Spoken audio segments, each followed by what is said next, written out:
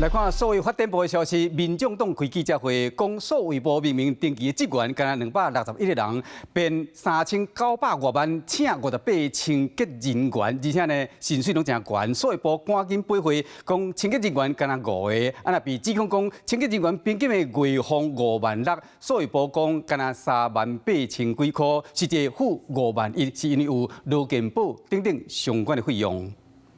这是数位部。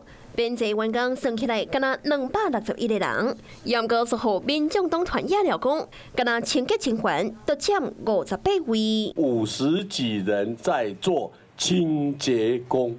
那至于如何，他们的解释说没有这么多，可是他编列的预算58名确实是清洁工诶。数位部驳回讲，58位是劳务承担的认定。除了环境清洁5个人，警卫勤务8人，家属7个，机电2个，文书甲事务工课28位，甲其他辅助监督8个人，当中加的则是58个人。除了认定以外，薪水也袂歹。另外，经济部也抗讲，敢若劳务承担的认定都变3903万，扣掉劳健保，算落来每一个人平均也有5万元。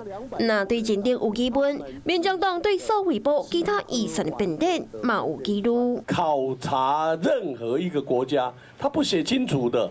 他也不晓得到哪边去。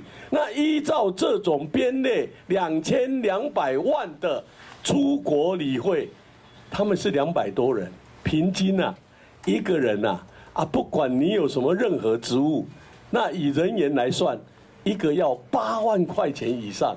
你这样是这样，数位部是变成活动部哦。对认定到出国办公差。数位部的每一申请变怎开，拢必受关注。Hello， 我是张新文。想要抢先掌握最及时的新闻资讯吗？赶快订阅、按赞、开启小铃铛，锁定华视新闻 YouTube 频道。